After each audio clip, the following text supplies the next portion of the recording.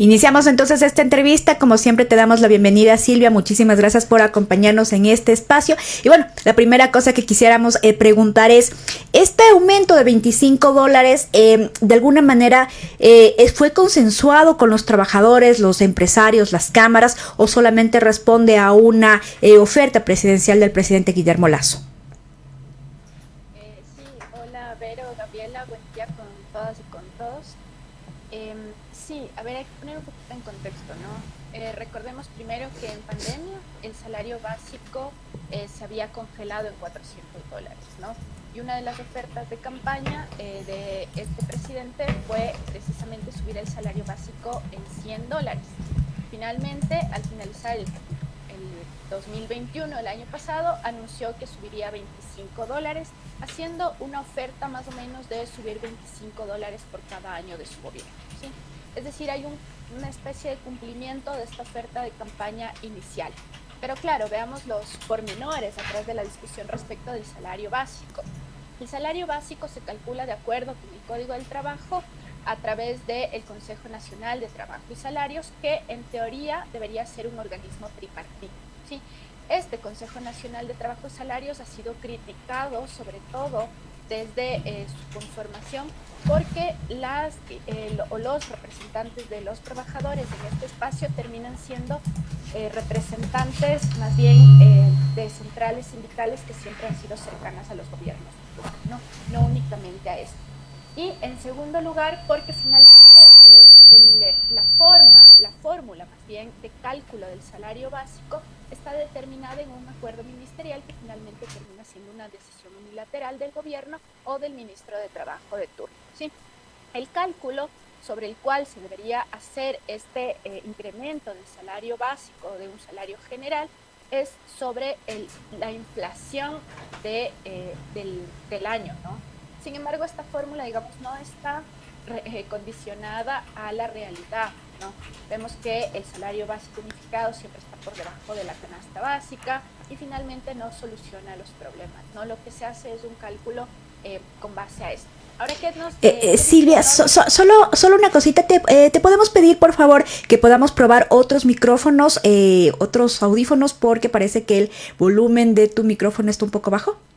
Ya, quizás ahí está mejor. Si lo hago así, ya, sí.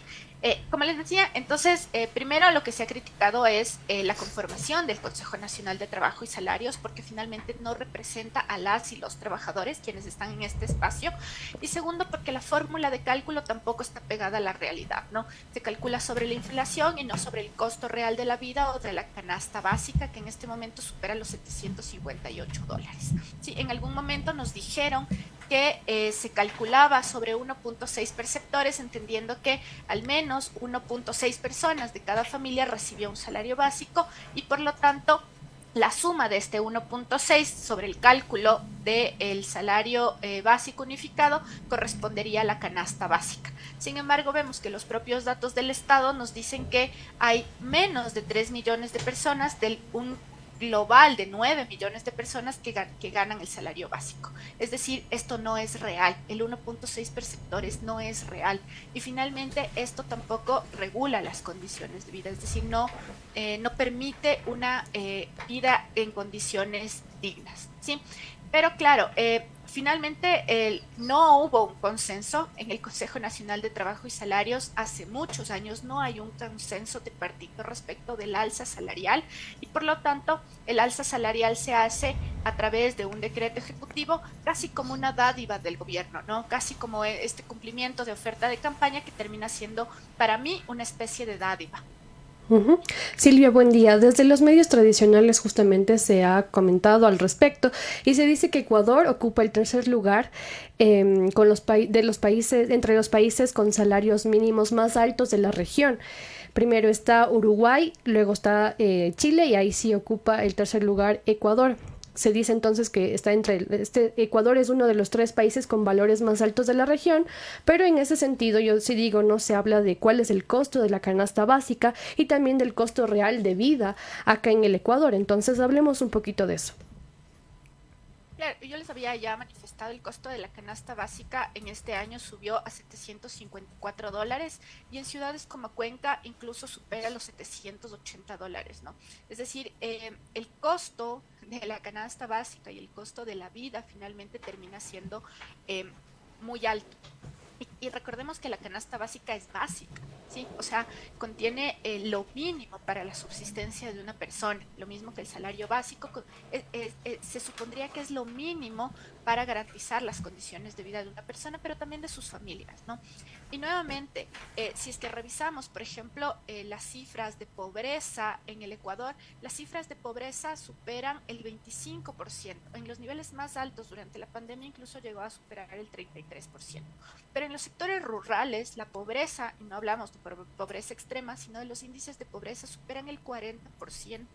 Es decir, estamos hablando que el salario básico no llega ni siquiera a un porcentaje mínimo de la población, porque finalmente lo que nos dice el ENEMDU, que es la encuesta nacional de empleo, que saca datos mensuales y trimestrales consolidados, es que solamente en este momento el 35% de las personas tiene acceso a un empleo adecuado. ¿Cómo calcula el INE el empleo adecuado? Uno de los componentes es el salario básico, es decir, una persona que reciba al menos el salario básico, ¿sí? Es decir, nuevamente, de los 9 millones de personas que están en la población económicamente activa, únicamente 3 millones en teoría estarían recibiendo el salario básico. Pero eso sin considerar, por ejemplo, otras situaciones que garantizarían dignidad en el trabajo, que son la afiliación a la seguridad social. Según datos del mismo Ministerio de Trabajo, sabemos que solamente menos de 1 millón de personas, un poco más de 930.000 personas tienen un contrato de trabajo. Entonces, si estamos hablando de qué garantiza el salario no solamente el salario no debería solamente contabilizarse los ingresos, sino también el acceso a servicios, en este caso seguridad social. Pero pongamos otro ejemplo, servicios como la luz, la energía eléctrica, agua potable, que también han ido en incremento, pongamos techos mínimos de derechos sociales como acceso a la salud, acceso a la vivienda, acceso a la educación. El otro día, solamente para poner un ejemplo, conversaba con un compañero que está afiliado a la Seguridad Social, que tiene un contrato de trabajo y que tiene un salario por sobre el salario básico unificado. Y él me comentaba que porque no existen medicinas en el IES, él gasta más de $300 porque tiene una enfermedad catastrófica, ¿no? Y en ese sentido ¿para qué cubre el salario básico? Debería cubrir solamente lo mínimo, pero en estos momentos, debido a todo el desmantelamiento del acceso a derechos económicos y sociales, las y los trabajadores y sus familias están abocadas a invertir ese salario básico en derechos que deberían estar garantizados por el Estado, como la salud, la educación, cosas muy básicas, ¿no?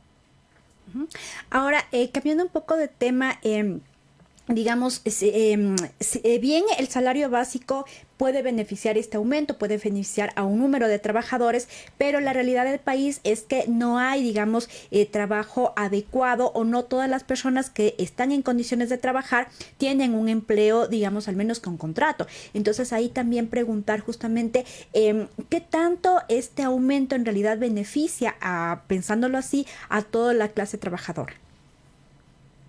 Claro, es sintomático, ¿no? O sea, cuando yo les digo, solamente hay menos de 1 millón de personas, de un conjunto de 9 millones que están protegidas por un contrato de trabajo, es sintomático de la realidad. Es decir, cuando se sube el salario básico $25, no es una garantía para la clase trabajadora en sentido de clase, ¿no? O sea, no es una garantía para que todas las personas mejoren sus condiciones de vida o al menos tengan condiciones dignas, básicas de vida, ¿no? Pero vemos no solamente el salario básico, ¿no? O sea, les pongo otros ejemplos que van más allá de esto. En el sector de la educación, se aprobó la LOEI y todavía hasta el momento no se han homologado los salarios básicos de las y los docentes, ¿no?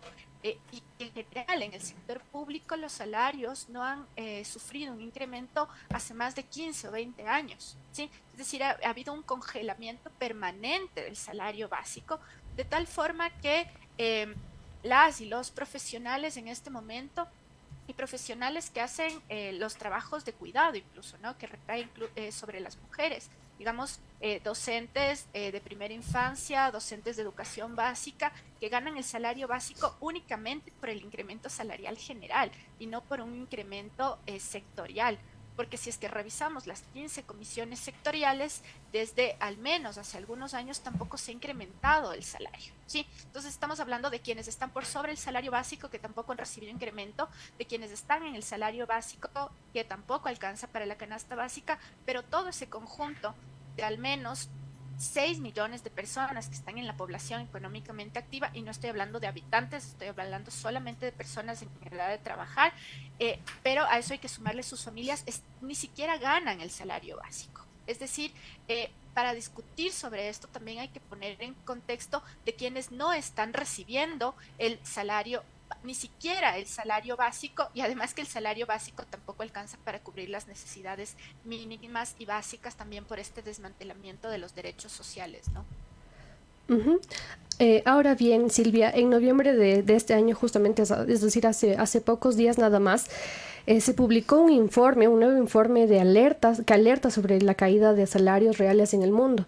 Este informe es realizado por parte de la Organización Internacional del Trabajo, donde se habla que América Latina y el Caribe registran mayor reducción salarial en casi 2 décadas, de menos 1,4% en 2021 y menos 1,7% en el primer semestre de 2022. Además, también se alertó justamente de que los asalariados perdieron aproximadamente 6 meses de salario debido a la crisis de COVID-19. En ese sentido, preguntarle cuál fue y sigue siendo uno de los impactos en cuanto a economía y en la vida misma de las y los trabajadores acá en el Ecuador. Claro, si sumamos a todo este contexto la emergencia sanitaria y la pandemia que se vivió durante estos al menos últimos 2, 3 años, sí, tú tienes ejemplos como la reducción de horas, ¿no?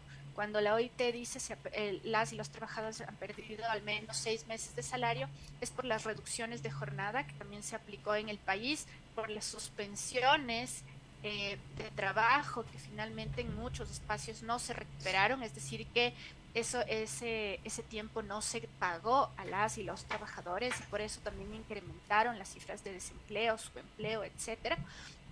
Pero adicionalmente, no sé si ustedes recuerden que al inicio de la pandemia, en mayo, me parece marzo mismo, salieron algunos acuerdos ministeriales. Uno de estos acuerdos implementaba una especie de modificación a las condiciones del contrato, que después, con la aprobación de la ley de apoyo humanitario, se puso en una ley, ¿no? Y esto era como firmar una especie de acuerdos interpartes para, entre otras cosas, reducir salarios, ¿sí? La ley de apoyo humanitario en el artículo 16 dice específicamente cambiar o modificar las condiciones económicas del trabajo. Y eso significa salarios.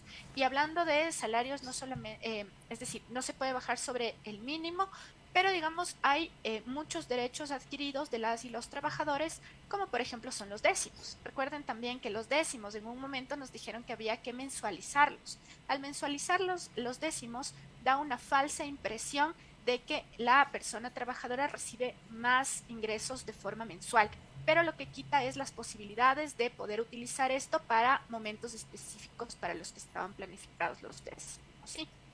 Lo mismo funcionó con estas modificaciones de contrato. Se quitaron, por ejemplo, bonos a las personas que recibían bonos por ventas, etcétera, ¿no? U otro tipo de componentes que conforman la remuneración, y no solo el salario, sino canastas y otro tipo de acuerdos económicos que significan derechos adquiridos, ¿no? Es decir, otro tipo de ingresos por fuera del salario básico. Eso es algo que se perdió en pandemia en sentido de derechos adquiridos. Pero finalmente, si revisamos lo que hace la ley de apoyo humanitario también, es incrementar una forma contractual que ya parecía extinta desde el 2015 en el Ecuador, que es el contrato especial emergente, que es un contrato fijo, ¿no? Y vemos que ahora yo les había dicho que hay como 900.000 contratos registrados. De estos 900.000 contratos, solo 500.000 son de tipo indefinido. El resto son contratos por obra, es decir, que pueden durar de 3, 4, 5, 6 meses, es decir, estos son muy fluctuantes. O tenemos el crecimiento cada vez mayor de este tipo de contratos, que son los contratos emergentes, que a la fecha hay más de 100.000 contratos emergentes, es decir, que ya cada vez más hay menos contratos de tipo indefinido, más contratos de tipo emergente, y esto significa también que las personas trabajadoras, al no tener estabilidad laboral, el salario real, que es la capacidad también de poder garantizar condiciones de vida mínimas, también va disminuyendo, ¿no? Ya vamos a ver, por ejemplo, en enero, cómo la ENEMDU va a dar datos alarmantes, porque la mayoría de contratos terminan en diciembre, ¿no? Contratos que terminan en diciembre, y siempre en enero las cifras de empleo se reducen, el salario, el empleo adecuado, y se amplía también el subempleo, se amplía el desempleo, y en enero siempre existe esta brecha mayor, ¿no? Por eso mismo, o sea, porque no hay estabilidad en el trabajo. Finalmente, Silvia, sabemos que hoy el Centro de Trabajo tiene un evento sobre la sindicalización por rama, y ahí justamente preguntarte cómo avanza este tipo de sindicalización en el país. Sí, hemos advertido ya que en el Ecuador hay una de las tasas más bajas de sindicalización a nivel global. Lo hemos calculado en un poco más de 3.5%. Esto a nivel global es una tasa precaria de sindicalización. Países nórdicos, por ejemplo, superan las tasas de sindicalización de 40, 50, incluso 70 u 80% de personas sindicalizadas, y eso también garantiza condiciones de vida mejores para toda la población, ¿no? Pero en el país no existe una tasa de sindicalización alta. Y esto se debe a varios motivos, ¿no? Y una de las razones es por las que hay una tasa tan baja de sindicalización, es que en el Ministerio de Trabajo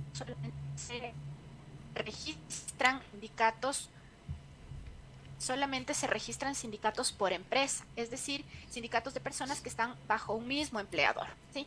Y a pesar de que la legislación no prohíba los sindicatos por rama, es decir, las organizaciones sindicales de personas que están en diferentes espacios, es decir, que tienen diferentes empleadores, o de personas autónomas, o de personas que, siendo de una misma rama, son profesionales, por ejemplo, no se garantiza la sindicalización de estas personas, y por lo tanto tampoco la negociación y la contratación colectiva.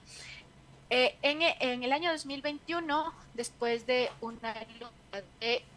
casi una década de una organización sindical de trabajadores bananeros, interpusimos junto con ellos una acción de protección, que finalmente nos dio una sentencia que abrió la posibilidad de registrar organizaciones sindicales por rama de manera efectiva, ¿sí? Porque la sentencia lo que hace es ordenarle al Ministerio de Trabajo que, en el caso de existir solicitudes de registro de este tipo de organizaciones, no las niegue.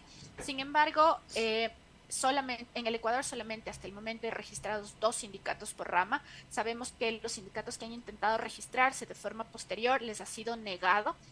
Entonces estamos en ese camino para intentar consolidar más organizaciones sindicales por rama. Y a propósito, ya que estamos aquí, las y los periodistas también pueden organizarse en sindicatos, ¿no? Y eso significa pelear las condiciones de trabajo, no solamente con sus medios de forma directa, sino también condiciones estructurales con el Estado de cómo se deben garantizar los espacios de trabajo. Por ejemplo, para las personas que hacen trabajo autónomo, o el que se denomina informal, entendemos que los espacios de trabajo son las calles, y en ese sentido hay negociaciones colectivas que se pueden hacer para garantizar que las calles también sean espacios dignos de trabajo, entendiendo que hay más del 50% de la población que está en estos lugares de trabajo, ¿no? Es decir, la sindicalización por rama amplía la posibilidad de negociar no solamente temas como el salario que hemos conversado hoy, sino condiciones de trabajo dignas para todos los trabajos, y no solamente para quienes tienen contratos.